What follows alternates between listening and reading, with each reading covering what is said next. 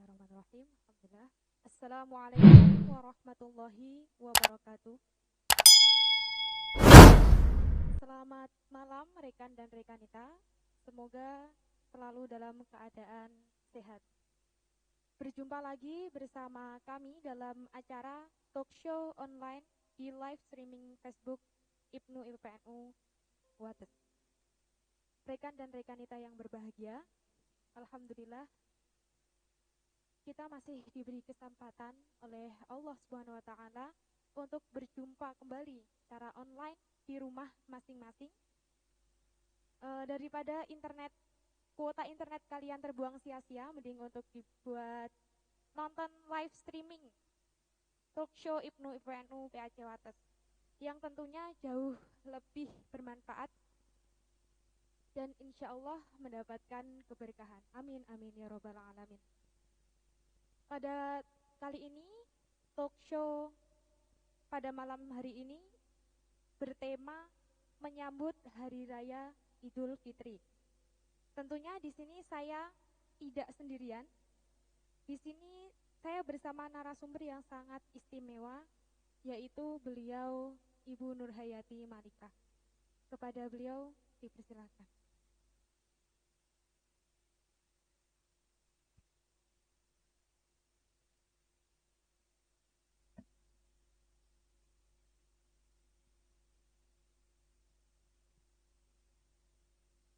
Assalamualaikum Bude. Waalaikumsalam warahmatullahi wabarakatuh. Bagaimana kabarnya Bude hari ini? Sehat walafiat. Alhamdulillah, tambah cantik, tambah seger ya Bude. Amin. Tema pada kali ini yaitu menyambut Hari Raya Idul Fitri Bude. Nah, Ya. ini saya mau bertanya. Pengertian dari Hari Raya Idul Fitri itu apa Bude menurut Bude dari? Monggo. Bismillahirrahmanirrahim.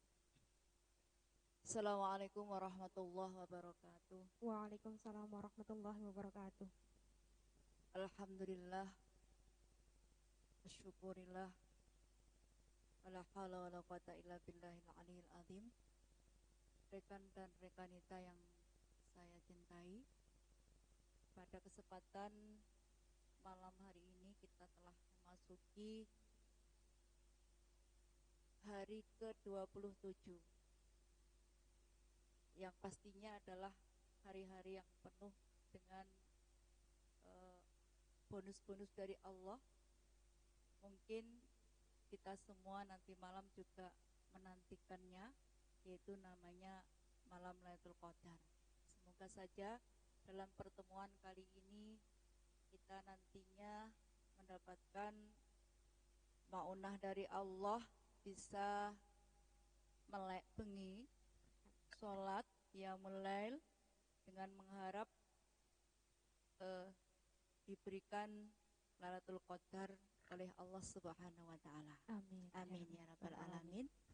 Dan alhamdulillah kita semua pada hari ini diberi kesehatan oleh Allah, walaupun suasananya ada sedikit kesamaran tentang COVID-19 yang kemarin ada informasi bahwasanya di sekitar kita ada yang terkena itu. Mudah-mudahan yang sahabat-sahabat yang mendengarkan, yang melihat saya, dimudahkan oleh Allah, diberi keselamatan, akhirnya dijauhkan dari bahaya tersebut. Amin, Amin ya rabbal alamin. Salawat dan salam semoga tetap terlimpahkan keharibaan Rasulullah sallallahu alaihi wasallam, dengan mengharap semoga kita semuanya mendapatkan syafaat dari beliau. Amin ya rabbal alamin. Alhamdulillah rekan dan rekanita, ketika kita ditanya seputar apakah Hari Raya Idul Fitri, nek miturut saya yang jelas hari raya itu harus disambut dengan kemeriahan, sukacita, dan mungkin banyak lagi yang harus dipersiapkan. Hari Raya Idul Fitri sendiri, fitri itu adalah suci. Idul itu kembali dari lafadz ada, yaitu adalah kembali ke fitri. Kenapa demikian? 1 bulan penuh kita ditempa, dididik di bulan Ramadan dengan berpuasa ini agar nantinya mendapatkan ampunan, anugerah surga dari Allah, dan yang paling penting nantinya bisa bertemu dengan Allah Subhanahu wa Ta'ala. Kembali suci inilah yang selalu diharapkan oleh seluruh umat Islam sedunia. Jadi Hari Raya Idul Fitri itu memang perayaan pada masa Rasulullah di tahun Hijriah kedua. Itu ada yang namanya diperingati Hari Raya Idul Fitri dengan sukacita, ada tontonan dan sebagainya, dan itu pun tidak dilarang oleh Rasulullah SAW. Maka dari pendapat saya, Hari Raya Idul Fitri itu adalah hari yang perlu dirayakan karena kita mencapai kemenangan dalam sebuah ujian nasional atau internasional. Demikian. Oke. Untuk audiens yang nantinya ingin bertanya, langsung saja komentar di bawah ini.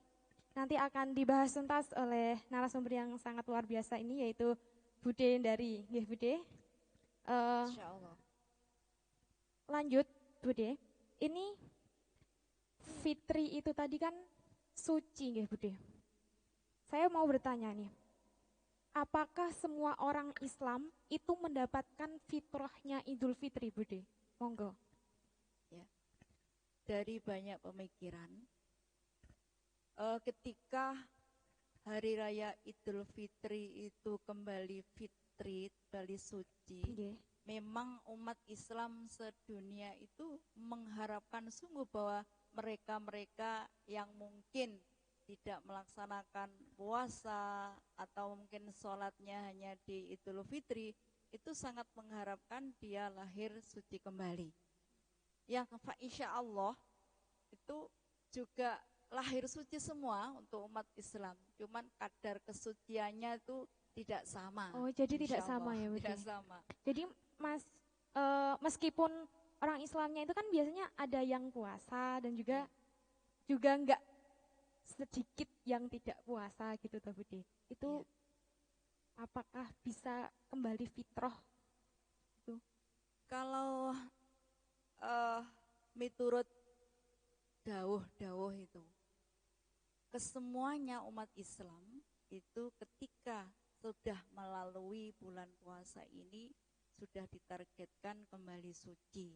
Maka kalau di dalam sebuah tawaran adalah al-ajru biqadri ta'ab, itu pahala itu tergantung kepada perbuatan kita, amalan kita.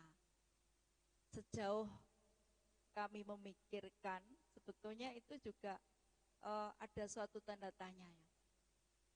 Apakah orang yang tidak melaksanakan puasa, sholatnya hanya sekali di bulan di 1 Syawal, itu mendapatkan semua itu? Tadi saya juga konsultasi pada orang-orang yang mengerti, ternyata insya Allah dia juga mendapatkan fitrah tersebut, cuman tidak sama kadar fitrahnya. Jadi ada bedanya, orang yang ikut puasa sama yang tidak puasa gitu, Bude. Ya justru itu, kalau sama nanti kan ya, yang melaksanakan cara wong Melayu ngebut teko kono, terus sing sitok mek turu ae tekone kono padha. Nggih, Bude. eh, dalam perayaan Idul Fitri ini Bude, Ya.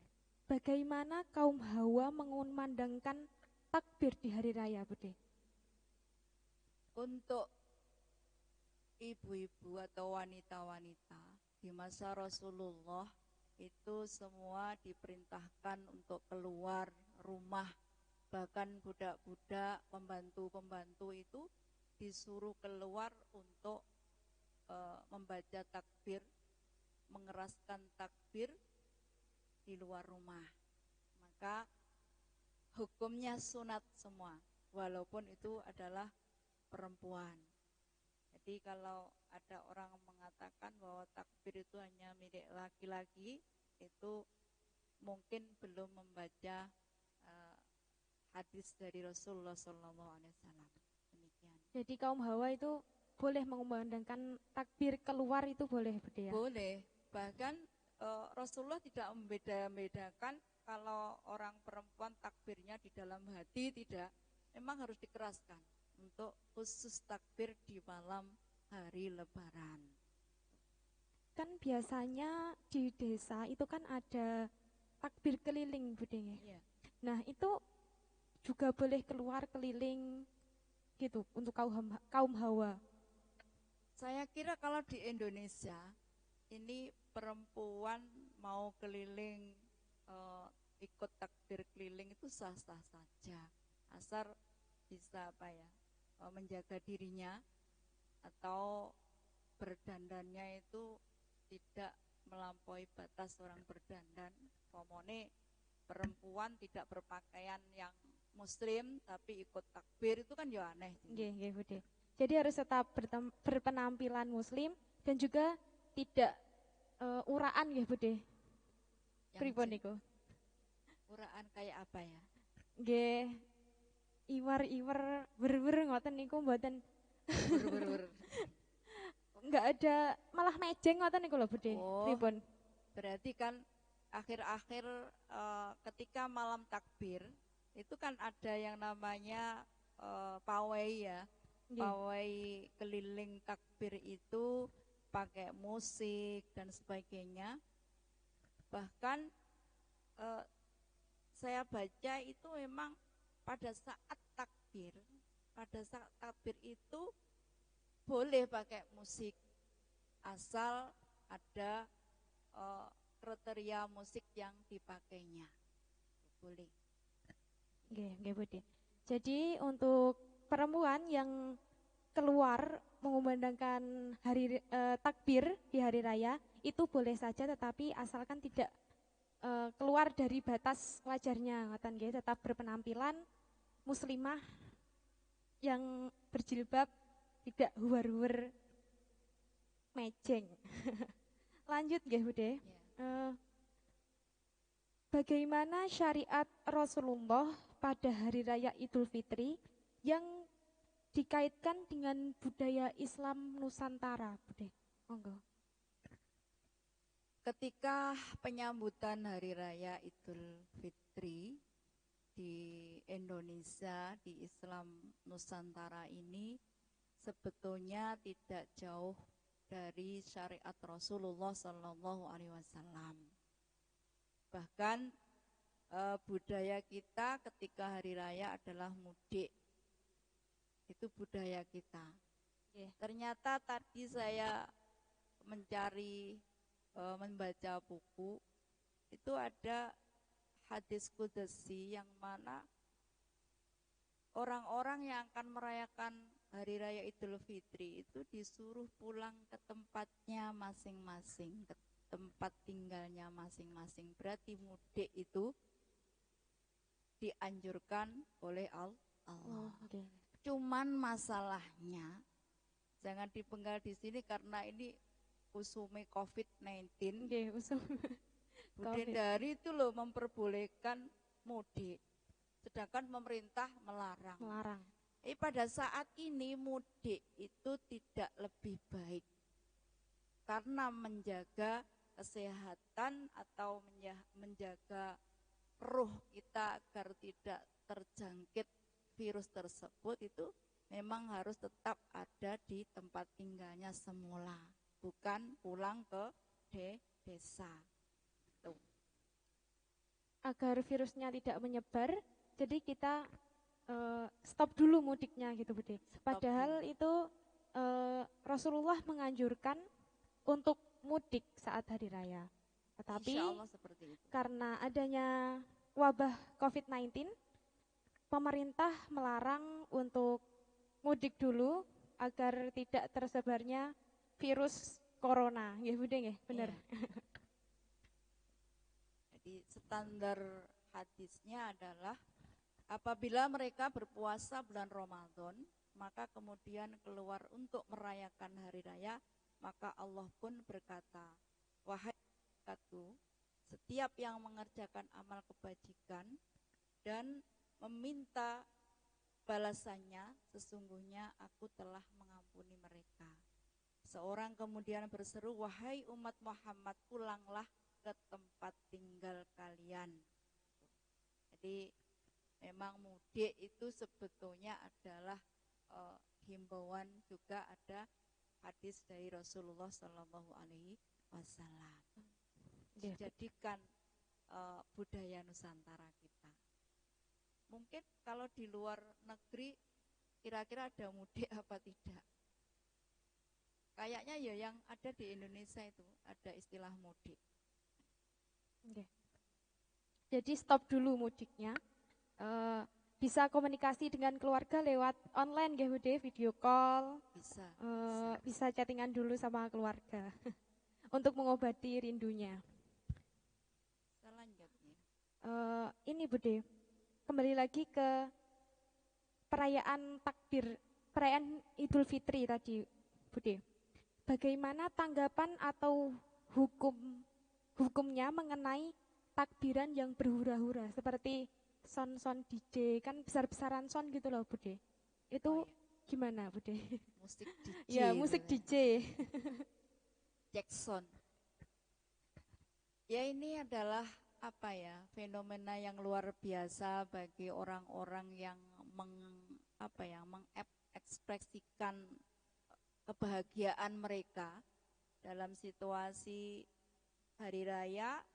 Sah-sah saja dia mau keliling, mau memutar musik yang kayak apa, itu sah-sah saja, itu tidak ada larangan asalkan itu tidak membahayakan kepada lingkungannya.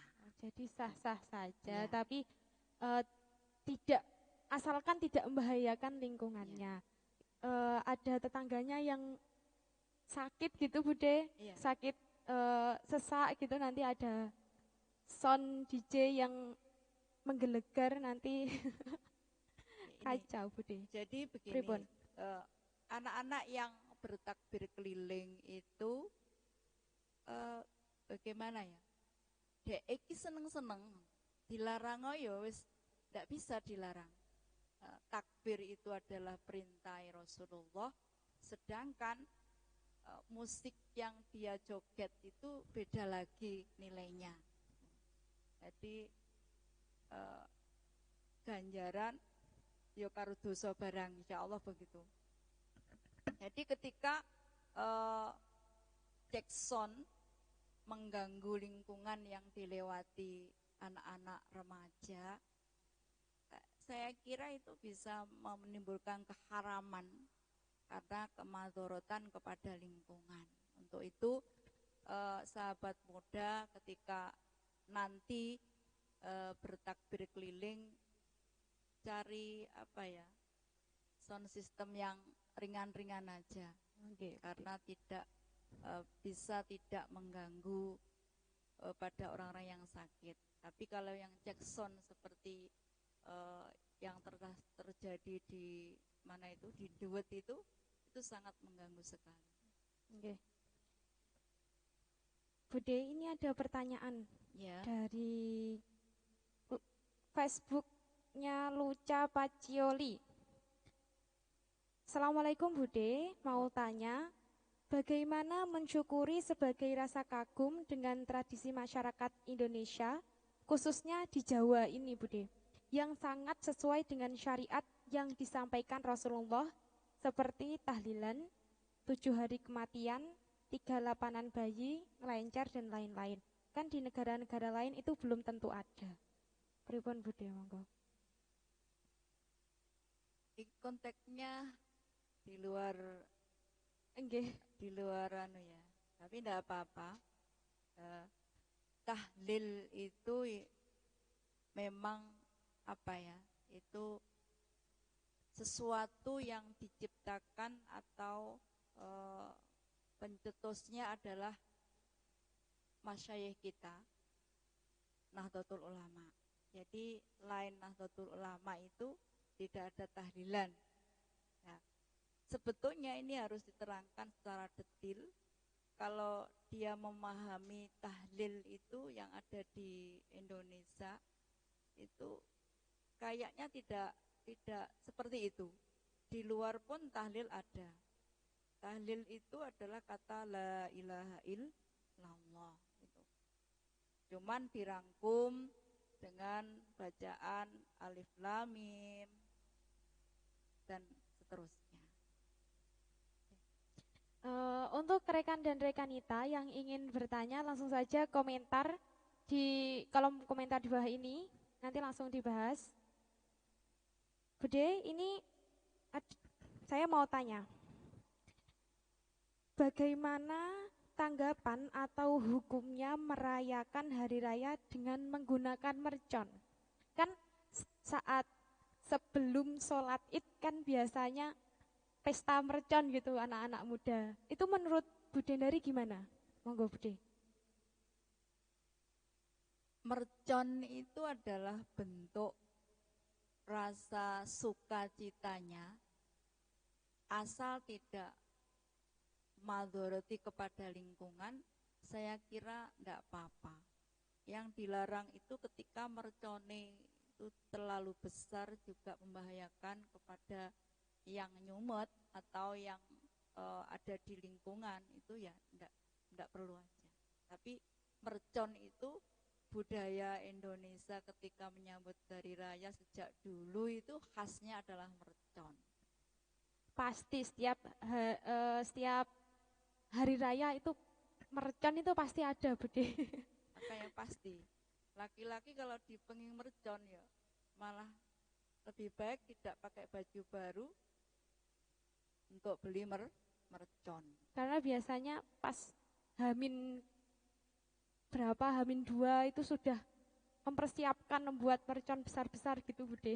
Iya, itu adalah anak muda. Tapi anak saya pernah itu bawa buat mercon mungkin seputar 1 kilan, satu kumplung itu loh. Langsung kalau saya ini geopo. Terus damel niku mengke bakdo salat harus disumet wis dibuak ae. Dibuak ya langsung. Terus akhirnya dibuang Bude? Dibuang, cuman dilelesi sama siapa gitu. Jadi tetap terus saja disumet tapi dia ada di sawah, enggak boleh di lingkungan. Jadi membahayakan Bude? Sangat membahayakan. Okay. Bude, ini bagaimana cara bersilaturahmi di tengah pandemi? Kan sekarang lagi ada wabah COVID-19. Jadi gimana cara kita bersilaturahmi dengan tetangga? Terus apakah kita boleh ngelencer, budaya ngelencer gitu Bude saat ada wabah COVID-19 ini Bude? Budaya ngelencer itu adalah kata-kata dari orang kita Jawa. Sebetulnya di dalam Islam, syariat Islam adalah silaturahim. Nah, di masa pandemi COVID-19 ini, seyogyanya ketika kita ingin bersilaturahim, memberikan maaf atau minta maaf, itu hendaknya cukup di lingkungan kita yang sekira bisa dimengerti ini terkena virus atau tidak. Itu sangat lebih baik daripada kita kemana-mana ternyata nanti pulangnya kita akan sengsara. Jadi lebih baik kita di rumah ngoten Bude. Lebih baik di rumah. Lah Untuk terus hari ini loh. untuk hari ini. Nah terus untuk ke tetangga gimana Bude? Untuk ke tetangga pun, kalau kemarin saya rapat di desa saya sendiri pribadi itu ada diperbolehkan, cuman batas-batasnya tidak sampai ke tetangga desa. Gitu. Cukup tetangga, karena tetangga ini bisa diketahui ini orang luar atau orang dalam.